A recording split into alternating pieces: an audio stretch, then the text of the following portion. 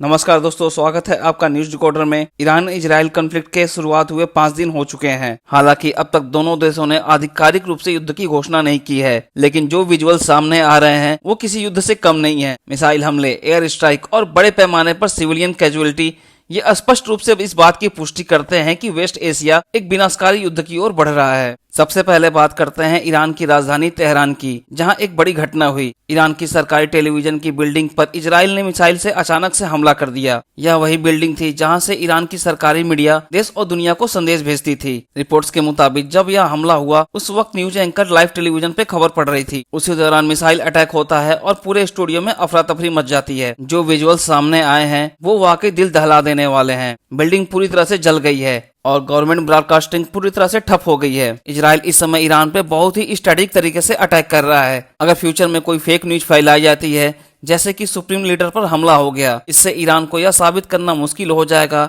कि उनके top leader सुरक्षित हैं कि नहीं। इस तरह ईरान के पास उसे खारिज करने का कोई भी इफेक्टिव मेथड नहीं रह जाएगा। इससे यह बात पूरी तरह से स्पष्ट हो जाती है कि इजराइल बहुत ही स्ट्रैटेजिक तरीके से ईरान की सूचना शक्ति और मोराल को तोड़ने की कोशिश कर रहा है। इसे रिजीम चेंज की दिशा में एक पहला कदम भी माना जा सकता है। अब बात करते हैं कैजुअलिटी की। ईरान की हेल्थ मिनिस्ट्री के अनुसार अब तक 222 लोग मारे जा चुके हैं। हालांकि यह एक ऑफिशियल रिकॉर्ड है, लेकिन जमीनी हालात को देखकर यह लगता है असली संख्या कहीं और ज्यादा हो सकती है। उधर इजराइल का दावा है कि वहाँ 20 लोगों की जान गई है और 300 से ज्यादा लोग घायल हुए हैं। लेकिन इजरायली शहरों से जो तस्वीरें आ रही हैं, जो वहाँ तबाही दिख रही है, खासकर की हाइफा और असदोद जैसे शहरों की, वह आंकड़ों से मेल नहीं खाती। ईरान के मिसाइल हमलों से इजराइल के ऑयल डिपो और पोर्ट जैसे एरिया में गंभीर क्षति पहुंची है। इन हमलों के बाद प्रधानमंत्री बेंजामिन नेतन्याहू ने खुद हालात का जायजा लिया और सेना के ऑफिसर से मुलाकात की। इजराइल लगातार यह दावा कर रहा है कि उसने ईरानी एयरबेस पर कंट्रोल पा लिया है, लेकिन यह दावा तब कमजोर पड़ता है जब ईरान से लगातार मिसाइलें इजरायली इलाकों पर गिर रही हैं। ईरान और इजराइल के कॉन्फ्लिक्ट के बीच एक इंटरेस्टिंग मोड़ तब आ गया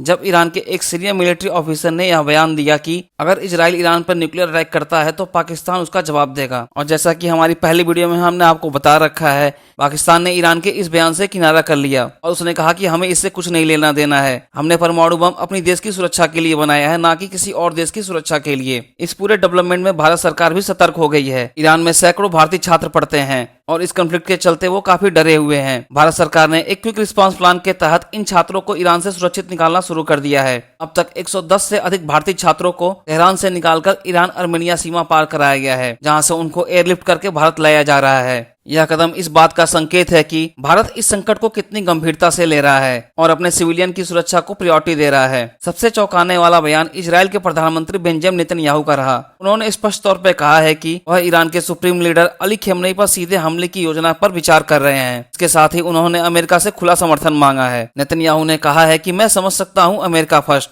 लेकिन अगर ईरान के पास न्यूक्लियर हथियार आ जाते हैं तो कहां जाएगा अमेरिका फर्स्ट। उनका यह बयान सोशल मीडिया पर बहुत तेजी से वायरल हो रहा है। यह बयान इजराइल की मनोस्थिति को दर्शाता है कि वह किस हद तक जाने को तैयार है। हालांकि खबरें ये भी हैं कि अमेरिका के राष्ट्रपति डोनाल्ड ट्रंप ने इस योजना को पहले खारिज कर दिया था। उन्हें डर था कि इससे स्थिति और बिगड़ सकती है, युद्ध और बड़ा हो सकता है। लेकिन नेतन्याहू ने पलटवार करते हुए कहा कि यह संघर्ष को बढ़ाएगा नहीं बल्कि समाप्त करेगा। उन्होंने ईरान पर आरोप लगाया कि वह इस एरिया में आतंक और तबाही फैलाने का मुख्य कारक है और अगर उसे नहीं रोका गया तो वह दुनिया को परमाणु युद्ध की तरफ ढकेल देगा। विशेषज्ञों का मानना है कि ईरान ने अब तक अपनी लेटेस्ट हाइपरसोनिक मिसाइल सिस्टम को युद्ध में नहीं उतारा है। अभी तक जो मिसाइलें दागी जा रही थी वो पुराने स्टॉक हैं, लेकिन अगर हालात और बिगड़े तो ईरान अपने नए हथियार सिस्टम को एक्टिवेट कर देगा। तो इजराइल के डिफेंस सिस्टम, चाहे वो आयरन डोम हो या हो एरो 3, उन्हें रोकने में सक्षम नहीं होंगे। फिलहाल दोनों देशों की ऑफेंसिव लैंग्वेज और मिलिट्री एक्शन को देखकर कोई इमीडिएट डिप्लोमेटिक सॉल्यूशन संभव नहीं दिखता। जब तक ईरान अपने न्यूक्लियर प्रोग्राम को रोकने के लिए कोई भरोसेमंद आश्वासन नहीं देता, तब तक इजराइल रुकने को तैयार नहीं है। और अगर इजराइल अपने धमकी वाले बयानों को अंजाम देता है तो यह युद्ध न्यूक्लियर वार तक पहुंच सकता है। करंट कंडीशन में अगर कोई डिप्लोमेटिक इनिशिएटिव सामने नहीं आती तो यह संघर्ष जारी रहेगा और बीतते समय के साथ यह और घातक होता जाएगा। आने वाले दिन इजराइल और ईरान के लिए बहुत ही खास होंगे। इसमें दोनों पक्षों के नुकसान होने की बहुत ज्यादा आशंका है। यदि कोई नई अपडेट आती है तो हम आपको जरूर बताएंगे। हालांकि आप इजराइल और ईरान के युद्ध पर आपकी क्या सोच है, कौन सही कौन गलत, हमें कमेंट करके बताएं।